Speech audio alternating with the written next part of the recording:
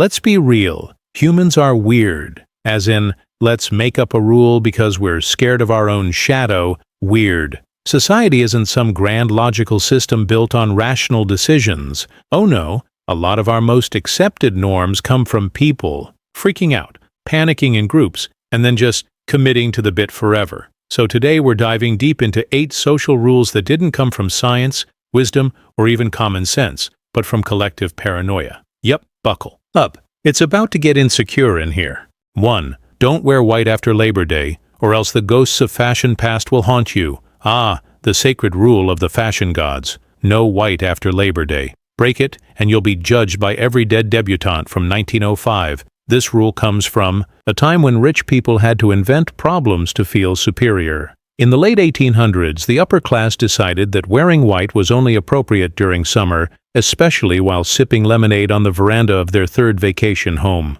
After Labor Day, time to switch to serious colors like gray, black, and the tears of the working class.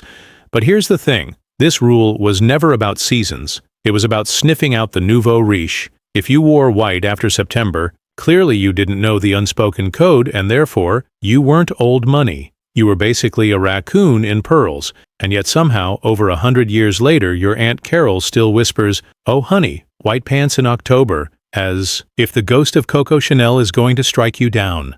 2. Never talk about politics at dinner, unless you want the turkey to be weaponized. There's a reason your grandma's Thanksgiving table turns into a war zone if someone even says the word taxes. This rule is less about politeness and more about survival. The whole no politics at dinner thing didn't appear because people wanted harmony. No, it's because every family has that one uncle who thinks a polite salad course is the perfect time to yell about conspiracy theories he saw on YouTube. Historically, public debates, especially during meals, led to broken plates, exile, or duels, like actual duels. Nothing says, pass the peas like challenging your cousin to pistols at dawn because they disagreed about tariffs. So rather than die over dinner, society just said, let's not. And now we pretend everything is fine, sipping wine while ignoring the fact that Grandpa is 2 sips away from ranting about lizard people.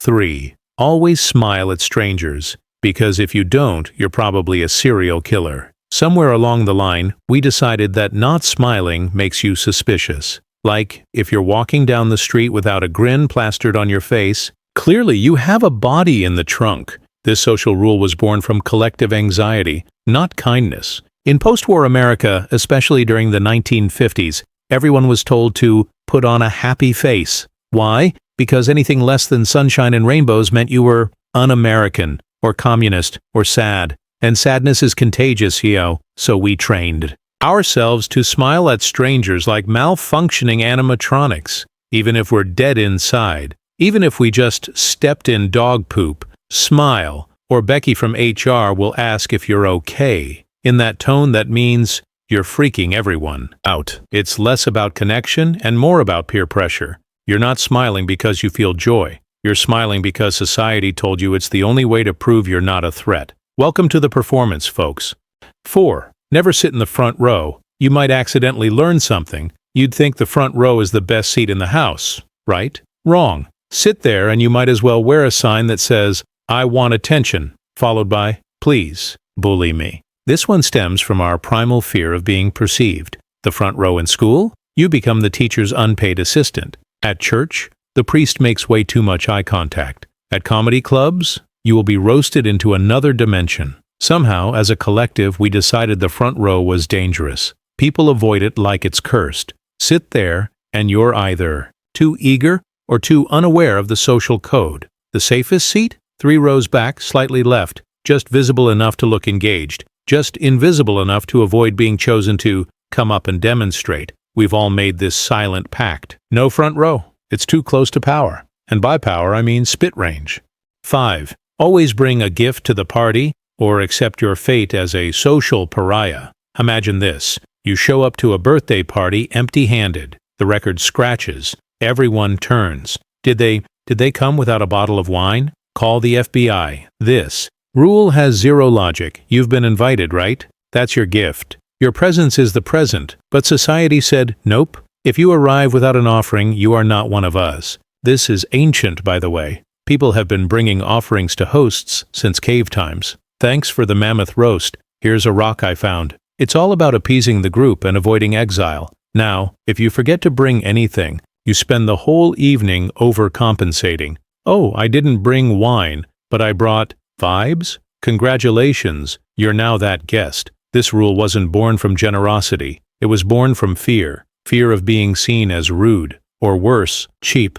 6. Never ask someone their salary unless you want to be excommunicated. Asking someone what they make is like asking their browser history. Just don't. This unspoken rule is ironclad. It's like money is Voldemort. It must not be named. But why? Because at some point, society realized that knowing how much everyone earns leads to questions. Like, why is Dave, who plays Candy Crush all day, making double your salary? Or why are women consistently paid less? Yikes. Better to keep it hush-hush. This rule keeps the power structure comfy. If no one knows what anyone else makes, no one can complain. It's a brilliant little trick of capitalism wrapped in the ribbon of manners. You could ask someone their favorite position in bed and get a full TED Talk. Ask their salary, and suddenly, it's whoa, we don't do that here. It's not about privacy, it's about control. But sure, let's pretend it's rude. 7. Cover your mouth when you yawn,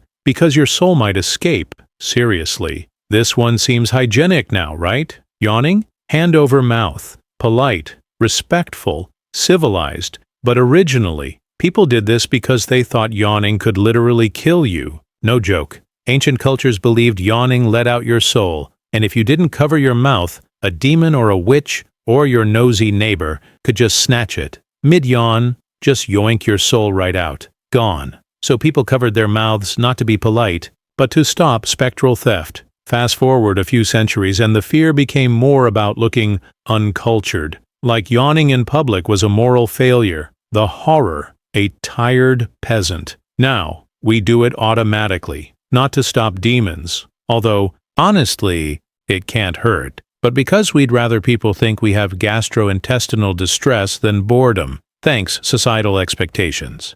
8. Don't sit on public toilet seats. They're lava. And finally, the golden rule of public restrooms. Never sit on the seat. Hover. Squat. Fold toilet paper like origami. Build a nest worthy of an eagle. Whatever it takes. Just don't touch it. Why? Because for some reason we believe that toilet seats are basically biological war zones. Touch one, and you'll contract 17 STDs, a plague, and maybe summon an ancient curse. Except there's no science behind this. Toilet. Seats are not the hotbeds of disease we think they are. Your phone? Way dirtier. Your keyboard? A microbial rave. But the toilet seat? Not that bad. It's just emotionally contaminated. This rule didn't come from facts. It came from fear. Collective, irrational, what if it's contagious? Fear. And now, we've all learned to squat like gymnasts, risking quad injuries rather than face the shame of contact. Honestly, we should give out medals for public restroom balance skills. Final thoughts. Fear is the best event planner. So there you have it. 8 completely arbitrary, culturally engraved rules born not from wisdom, but from straight-up panic. We follow them without thinking. We whisper them to the next generation, like bedtime curses, and we judge others when they forget them. But next time you're side-eyeing someone wearing white in November, or clutching your pearls because someone asked what you make, just remember, none of this makes sense. We're all just doing our best to avoid being exiled, possessed, or mildly judged at dinner. So go ahead, break a rule, sit in the front row, yawn loudly, bring 0 gifts. Just know, somewhere someone's great-great-grandma is rolling in her embroidered grave, and that, my friend, is tradition.